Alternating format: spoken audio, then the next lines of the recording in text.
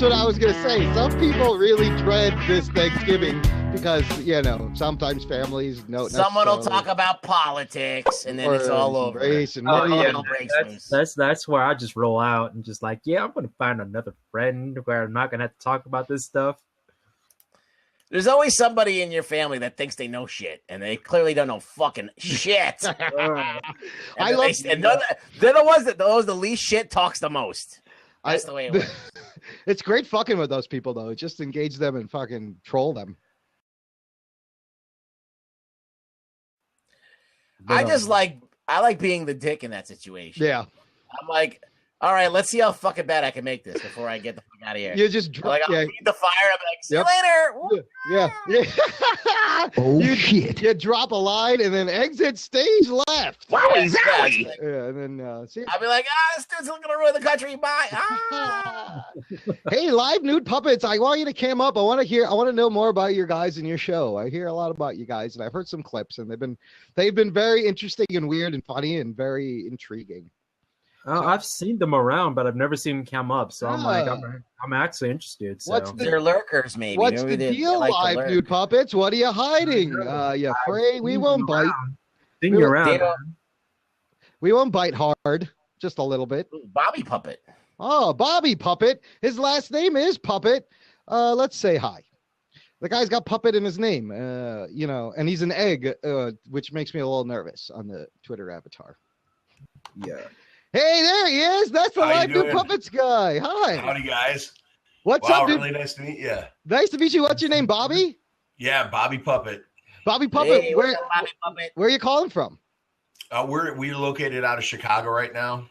Get the fuck out of here. I'm in Chicago. The Jock and Nerd podcast is in Chicago. I think we need to do a crossover. Can you tell us a little bit about your show? Anytime. Yeah, first of all, I'd like to say I'd like to trade commercials at any time. Oh, yeah. At any time. Okay. Send show@jockandnerd.com. I'm following you. So you send me your promo. I will send you our promo. Okay. How long do you want it? It doesn't. I want it nice and long. Nice and stiff. Under a minute? 30 seconds to a minute. It's fine. Okay, 30. I can go with 30 seconds. I can get a lot in 30 seconds. All right. Ours is. That's usually all it takes for yes, we are. We're on Clamor. Cool. Yeah, at Jock and Nerdcast, and our promo is also 30 seconds. I love your clamors. You're on Clamor now. Yeah, yes. now everything is coming in my brain. Yes, yeah. I'm sure you've seen it. I haven't put out a Clamor in a while just because I'm making fucking 2 shows a week here. It takes time. It's so hard. What's your show about? How many episodes? How often do you publish? I'm really curious. We only have 50 of them posted right now. We have a big, huge backlog that we kind of go through and edit out and put stuff out in big chunks or in little chunks. Really what we do is we write and develop shows. We have an agent. We have way more than an agent. She's got so many people involved now. We have agents and shoppers out right now, and they're selling 2 shows. They're pitching 2 shows. And it's really interesting how the whole cycle works and how the credits declare your paycheck and how many credits you have in your back pocket from other projects that declare your paycheck and how people get paid in credits a lot. Wait, what do you mean? Credit? Oh, yeah, you're a producer. Right. So my manager might want a producer credit. Those are hard to get in movies, but they'll make deals for like the first episode only on a TV show. So, but we have an amazingly brilliant woman when she enters a room, like everybody stops and looks, and the thing is in Hollywood right now, all Hollywood cares about right now is 2 things: unboxing videos. Really, like NBC is looking at taking guys that've been on YouTube for 10 years, unboxing stuff, and giving them their own shows. Let's dig up some graves. That's the biggest unboxing ever. You just go dig up a grave and you unbox what's inside. We got your unboxing. No, like the new iPhone or the new product. Unboxing new products. But I'm trying to take it to the next level. Yeah, we're taking it. We're going to unbox cadavers and graves. Cool. There you go. But that's how is opening a fucking box to something a fucking thing now? The numbers. Yeah, the numbers. The viewers. How many people they've had is blowing away. This world is fucked. That is bullshit. We are putting out really good content twice a week, and all I had to do was open up fucking boxes to get fucking people over? No. You already qualify for the second thing they're looking for. Oh, okay. They're only interested in things that involve the Midwest. And when I say things, I mean like reality shows, half-hour sitcoms, police dramas, any category of television, TV, to be based, any subject matter based in the Midwest. That's what they're looking for right now. That's how we got found. Is that why there's Chicago Fire, Chicago PD, Chicago ER is on the air right now? 3 fucking Chicago shows. You know what? I haven't watched TV in 5 years, honestly. You're not missing anything. Yeah. And so I didn't know Osama bin Laden got killed till 7 weeks after it happened. And then I went around telling everybody. And then finally somebody said, dude, it was 7 weeks ago. Oh, shit, because I work a job where I see a different person in a different place every 8 minutes. So I see the same 150 people every day. And then I'm telling about 75 of them about Osama bin Laden. And they're like, dude, that was 7 weeks ago. They don't know I don't watch TV. Literally don't have a TV. Fucking Bobby's the guy walking around going, did you hear about the World Trade Center? Like 3 years later. That's why, dude. Yeah, that was. Well, what happened? Rugboy still hasn't heard. It's all right. Look it up, Rugs. Hey, so you're saying you started your show, and I think I saw this somewhere online that you were going to make a TV show now out of it, right? The 2 animated series, but I don't know. See, but we got a shopper involved who's not pitching it as animated series. So we got Philip the Bong, which is I just got the paperback from the Writers Guild. Yeah, we got everything. You know, the Writers Guild paperwork just came back. Everything is registered. And then as soon as we got those, we distributed them. We have to give out that number to whoever's interested in buying. But Philip the Bong is a story about 2 20-year-olds whose their cat dies. They go to dig a hole for it. They dig up a bong. They smoke the bong. The bong comes to life, and the bong destroys their life. Just sends them into mayhem. I love that. I love that. I love that idea. That's awesome. Is life imitating art, or is art imitating life in that story where the bong destroys these kids' life? I don't know. That's awesome. So so your show is it like written sketch comedy? What's the show? No, I was born and raised at Second City, dude. I started at Second City literally in 1976. 1975. I was 6 years old. I started all summers for 3 years, and I didn't miss anything at the Children's Theater. Wow. So that's when I was at the Children's Theater, that's when like Rick Moranis and them were still at Second City and leaving and going to do SCTV. So I messed with, right. Because like a year before that, Belushi was in there as a performing. And then I'm in there on Sunday mornings as a 6-year-old, all summer long. And they would do that back when Piper's Alley was Piper's Alley and all you got was bongs and, back those days when you smelled incense in Piper's Alley, you didn't see even Marcus or whatever happened at Piper's Alley. I haven't been there in 15 years, but how they let a 6-year-old hang out there? It's children's theater. That's what they were teaching. But here's the interesting thing. When I went back in my early 20s, by then they had in Arlington Heights, they had Second City Northwest. And at that time, it was Amy Sedaris, Nia Vardalos, Stephen Colbert, Stephen Carell, and they cycled in a bunch of other people that you'd know. And those were the teachers there at the time. And Stephen Carell was originally a writer for Sesame Street. Yeah, wow. Interestingly enough. Like Stephen Carell, before he was at Second City, he was a writer on Sesame Street. Really now? That's awesome. So he taught my writing class after I got to the downtown conservatory, which was an extra writing class. So I was with him for eight weeks, and he's a hairy man, very very hairy man. But I was directed by Nia Vardalos from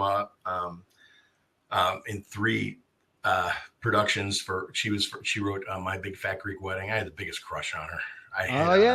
Yeah. So that was my life, and those are the people I grew up with. Del Close, again from Chicago. Yeah, the great Del Close, the master of improv, dude. He taught everybody. Yeah, I got to spend a couple of years with him in Charlotte. Wow. So what'd you end up doing after your Second City education? I did stand up, and then I opened up my own comedy club, And I got this Greek guy who really, really liked me a lot. And he had a downstairs with a big stage. So I opened up an improv comedy club there. That ran for 172 shows or 152 shows. And that was, by the end of it, we were doing 3 shows a week. At the beginning, it was like every Saturday night. And then I went off, and then I did stand-up. And then I did about a year and a half of roundabout Midwest stand-up. And then I got a real job with a great pension, and I can retire in 9 years, but my agent wants me to move out to LA.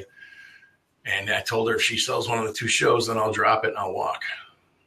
So this show, Live Nude Puppets, is that you're doing this full time, or is it still like a side project? Oh, it's definitely a side project. We actually have somebody who keeps dumping large amounts of money into this and making sure that we have everything that we have. Someone else that really likes our product. And actually what the shopper that we have is actually a producer, a film producer. But when producers aren't producing, what they do is other simple jobs. One could be an agent, one could be a shopper, but it's all based on the fact that in your social life, you know a lot of people in the industry because you're in that area of the world. So your friends are, and that's when you become an agent, because your social life gathered all these people who consume TV shows. And that's what happened with my agent. She's actually a music agent, but all of her friends are in animation. Now, this producer who's a shopper when he's not working, he just got done producing a Disney movie that I don't know the name of. I know it was a live film that was shot in New Orleans. But now that he's not working as a producer, he goes out and he shops shows that he finds from writers he knows. And then every month he goes to set meetings, and everybody goes to set meetings every month. So I can't just show up in LA and say, hey, I'd like to pitch my show. Yeah. I got to have an agent who's had a meeting with this person every, third Tuesday for the last 10 years. That's who I got to get my show in front of these people's eyes. This lady found us. She believes in our product. She's dumped thousands of hours into us already, and she's given us so many rewrites and notes. I'm about to tear my hair out. And at times I wanted to scream at her, but she's given and dedicated so much to us for nothing that we actually more than tripled her take on the initial chunk of money that we're going to get. And we already know what those amounts are. We already know what they already paid. There's a basic standard they're going to offer you, and then you can go up from there. And all the basic standards are okay. But if I walk away from this with a writing job, it's $15,000 an episode because I created the show. Now, if I'm just a regular writer, it's $2,000 or $3,000. Yeah. Yeah, but you get the creator credit. Well, clearly you guys have your shit together. This is why I was kind of impressed with all your stuff. Right away, right now, you got the other guy in the chat writing a commentary, and he's hilarious, dropping little lines. I love it. So I want to ask you guys this. For a new show, we're kind of a new show. We just started in March. This is going to be episode 53. We talk about comic books. We have fun. It's very irreverent. It's just us goofing around. For a new show, what kind of advice could you give us to kind of, go towards kind of what you guys have done? Because clearly, man, you guys had a plan. You had your shit together. We didn't know what we were doing. We are loving the shit out of this. This is the most fun thing I've ever done in my life. And I would love for it. Right now, it's a hobby. But it's kind of, I'm obsessed with it. It's taking up a lot of time. I would love to take it to the next level. How does one do that? First, I want to say I just smiled at the puppet. I didn't know he was wearing a Superman costume the whole time. Yeah, it's our Halloween. It's our Halloween show, and I always wear this now. So okay, now if you watch my show that we just got done doing, you might get freaked out that I was wearing a full Spider-Man costume, which is still right here. No. And my buddy was trying to fit into his son's Superman costume, but couldn't quite make it.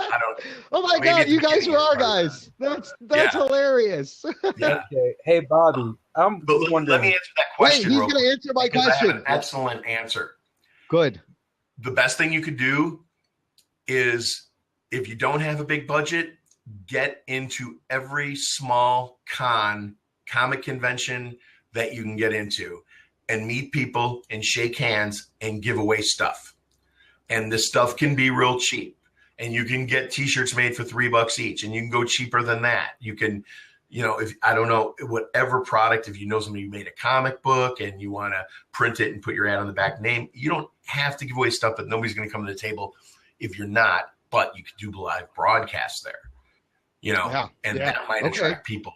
But the trick is to go out, shake hands. When we went out, we had an investor who made us a stack pile of 300 of these and made 2 different CDs with different episodes on them. And there's 500 of these, 250 of this one, 250 of the other one. They're both signed. If we make it, there's collector's editions. If we don't, they're just funny things that you'll find in your junk drawer in 10 years. But that's how we met everyone that we met. And the weekend that we met those people, at the end of that weekend, our numbers were tripled. Wow.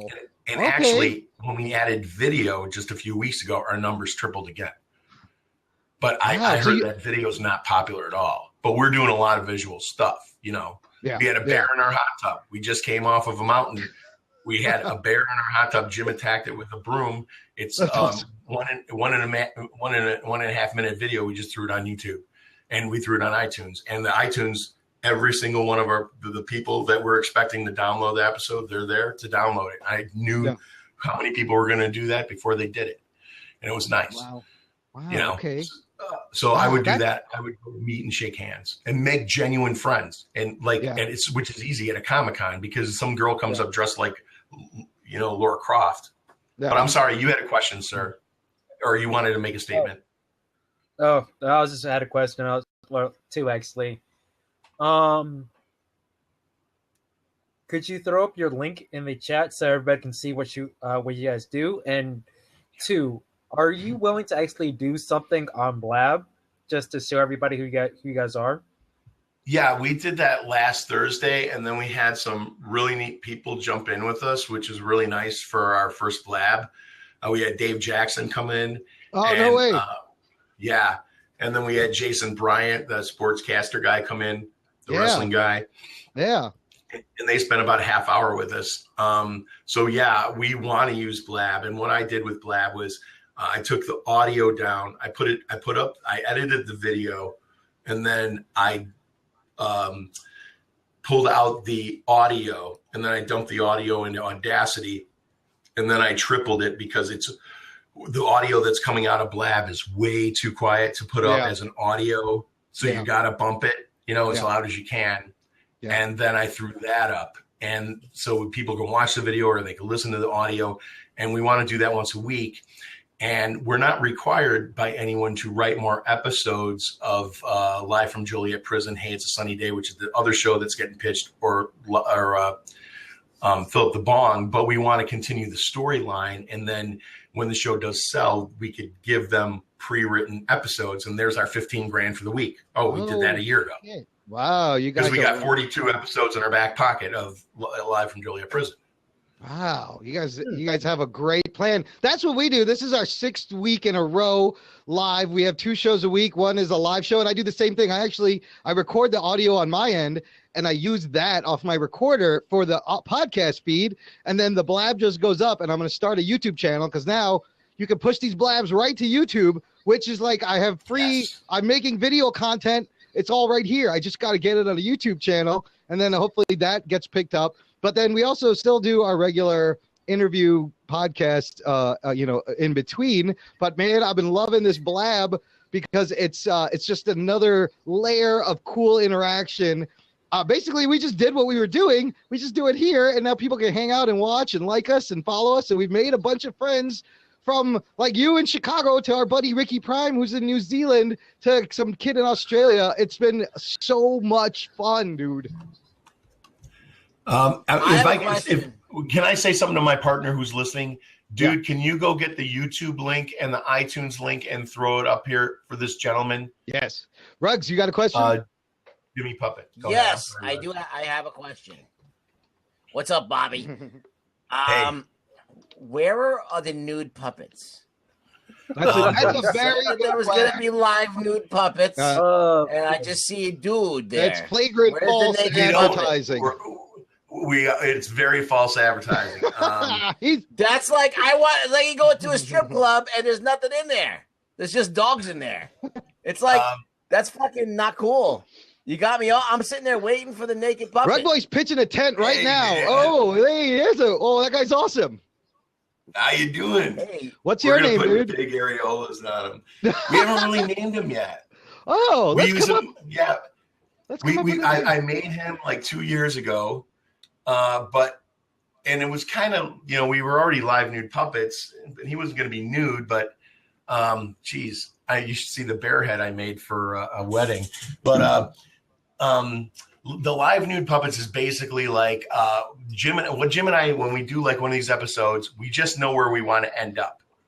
So we improvise our way to the end. So live nude puppets is kind of like an improvisational idea where we're up there naked. We can turn into anything we want to be at any time. And we're basically puppets if we're taking suggestions, It's hard to take suggestions. Oh, it's a metaphor. Kind of a metaphor, yeah. But there are no live nude puppets. Yeah. I love that idea of improving to the end. It's kind of like how those dudes like Harry Shearer, Christopher Guest, the Spinal Tap guys, that's kind of how they work. And you get such incredible, funny shit that way, Yeah, and we edit out all the stuff that doesn't fit. So we just regurgitate a story improvisationally, and we cut out all the junk. Sometimes we have to add a line to bring two ideas together, That's but brilliant. We don't change the story. Yeah, you can make it funnier in the post and tighten up the timing. That's brilliant. Do right. What's up? Just want to say hi to Mr. Do Right. He's really funny too in the chat. Do Right. I'll be happy to. Yeah, Mr. Do Right. You know Do Right? Do Right's great, dude. Yeah, I do. I've heard. I know that. I'm just not placing it right now. But I'd like to see that. I like to run into you guys if we're both in the same city at any time. Dude, we've been doing crossover episodes with other podcasts where we'll sit down, we do literally 2 shows. We'll do one on our show, and then we do another one on your show. It's amazing for cross promotion. Now you got double content in a 1-2 hit. I would love for you guys to come on down. I'm in Lincoln Square in Chicago, and or we could do it remote like this, man. Anytime. Just you can find the website jockandnerd.com. It has all the details. I will put this link of our website in here, and yeah, there it is. Somebody's saying I think the video is down. If they're talking about iTunes, what I did is I uploaded a WMV file and not an MP4, and I went back and I corrected that late last night. Okay, so you got somebody who tried to hear it before. So then you delete it and resubscribe, I think. Gotcha. Oh wait, that was what I did. Yeah, but the bear in the hot tub video is on both iTunes and my high school crush. Oh, just calling you out of nowhere. Girl. Yeah, but let's bring her on. Yeah, let's say hi to her. She's from Missouri. Let's see if we can hear her. This is the girl that Let me tell her what I'm doing first. This is the girl that. Okay, it's like 1988. And I meet this and I'm in high school. I'm like a junior. I meet this little 15-year-old girl who looks exactly like Elisa Milano. Oh, shit. And I have hit on her and told her how much I love her pretty much at least once a month since then. So we're looking at like 25 years. You guys never hooked up? Owns my heart. Oh, she only kissed me one time. Oh, I got to first base, and it was the best kiss I ever had in my life, and I never touched a boob like that ever since. It was like, wow. She's just listening. Sherry, you're live right now. I'm actually getting interviewed on Blab. Are you there, hon? You're fucking crackhead. What are you talking about? I'm telling the whole world. About this girl named Sherry that I grew up with that I was in love with. I think I banged her too. Everybody with me. I'm the only guy. Ask her if she remembers Rugberto. Rugberto. Hey, Sherry, I love your sister. I'm on Blab right now, and I didn't want to say no to you and not say hi to your phone call. But like a lot of people are watching, I'll call you back. You want to say something about me? I love you with all my heart. You're a good man. Hit me up soon, trouble. She sounds like she just took a lot of Quaaludes or something. Yeah. I'm on here with you guys. I need to get on the phone with her. What are you doing? You can hit that right now, dude. She's ready and waiting. Roofy. She's been pre-roofied for you already. Like Bill Cosby already sent in the Hail Mary pass. All you gotta do is go finish her off. Oh shit! That's it. What are you wasting time with us on a fucking webcam show? You guys. I love you. Thank you for having me today. Send us a thanks for coming on, Bobby. I'm so excited to meet you. Thank you for the advice. It was so valuable and awesome. Send us a line on Twitter or email, show@jockandair.com. I'd love to cross-promote and do some stuff with you guys, man. And maybe do a couple of cons together. Maybe try and get tables together or share a space and get a bigger space and make it cheaper, man. Yes, so you have to help me get press passes because I've never done that. I want to do all this, and it's a great idea. So convention season, we're going to blow that shit up, you and me. There's one in Milwaukee, November 24th, a con in Milwaukee. And a table there's probably $100. Ooh, that's affordable. For the weekend. Yeah. Wow, for the weekend, $100? Shit, dude, that's like a steal. Yeah, if they got tables available. How much is the butt sack? You got to go in as an artist. Artist tables $100. You're not selling anything. You can give things away, or you can sell things that you made. Oh. Usually, everybody's got different rules, real different rules. So, so this con's going on next you can month? sell T-shirts. Yeah, November 24th. There's actually one next weekend in DuPage County too, or it's I saw. The DuPage one. Yeah. That's a good one. I like that space. Thank you, gentlemen. Thank you so much. Peace and love worldwide. Nice. You too. Nice to meet you, man. I love you, Rug Boy. You guys are great. Thank you. And I hope we got all the links.